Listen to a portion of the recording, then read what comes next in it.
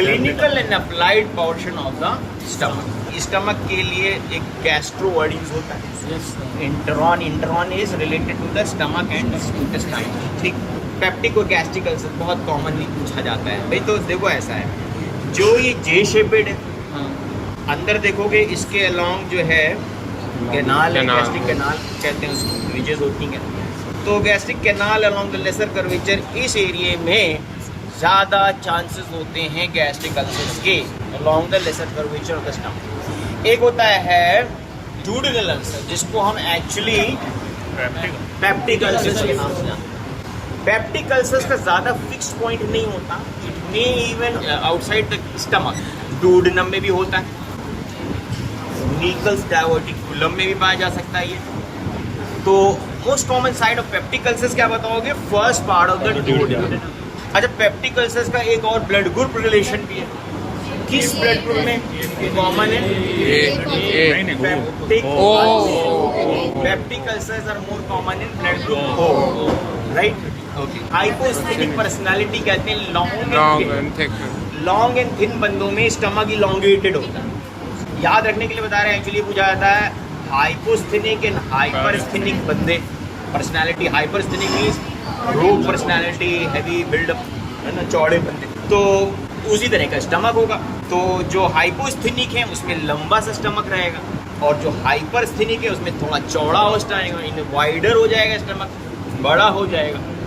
की बात है, चूंकि इलोंगेट वर्टिकल रहेगा तो liquids along the lesser curvature. This is I am just helping you to remember कि पेप्टिक अल्सर किस में ज्यादा होते हैं, हाइपरस्थेनिक में या हाइपोस्थेनिक? हाइपो में होना चाहिए। और गैस्ट्रिक अल्सर्स किस में ज्यादा होते हैं?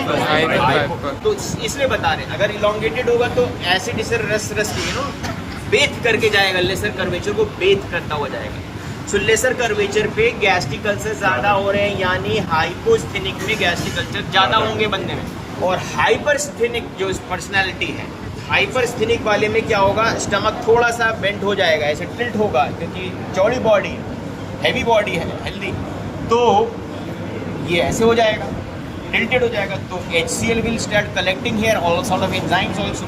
तो उन केसेस में डुओडेनम के first part and pyloric region में पेप्टिक अल्सर्स बनेंगे। Remember, such personalities hyper active also.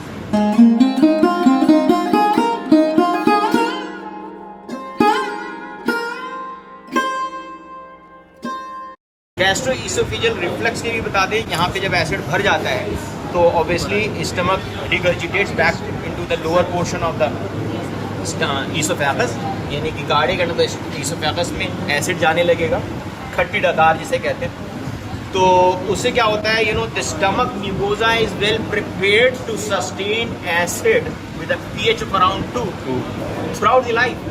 इतना मजबूत इसका म्यूकोसा लाइनिंग है that is not digesting the wall of the stomach, but it can digest the non vegetarian food.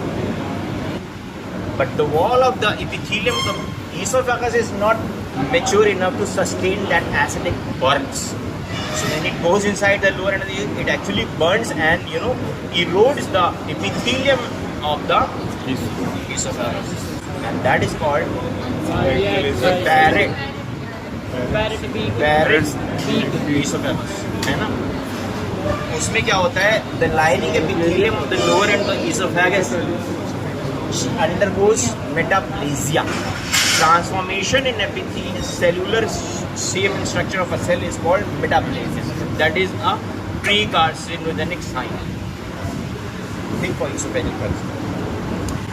Eglesia cardia, वो क्या होता है? Eglesia cardia is actually loss of neuromuscular coordination. जैसे मैंने बताया था, इंटरस्टिशियल सेल्स का जाल, वो पैरासिम्पैथेटिक को मीजनस माइंटिक से कनेक्ट करते हैं. So if there is loss of neuromuscular coordination, so there are chances that cardiac esophagus doesn't dilate.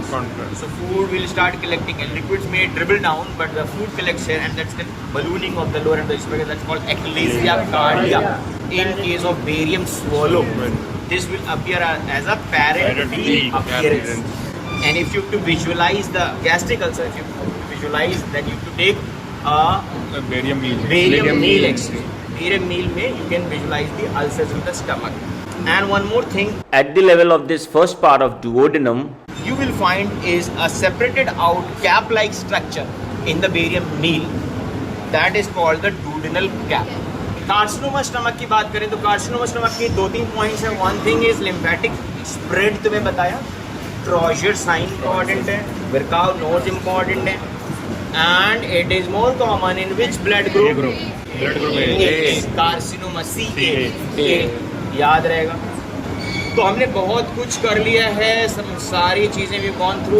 एक चीज़ रह गई सबसे important, that is interior of the stomach. ये भी लिखना है और वो हिस्टोलॉजी से भी रिलेवेंट है. तो अब हम इसका क्या करेंगे कि इसको इंसाइज करेंगे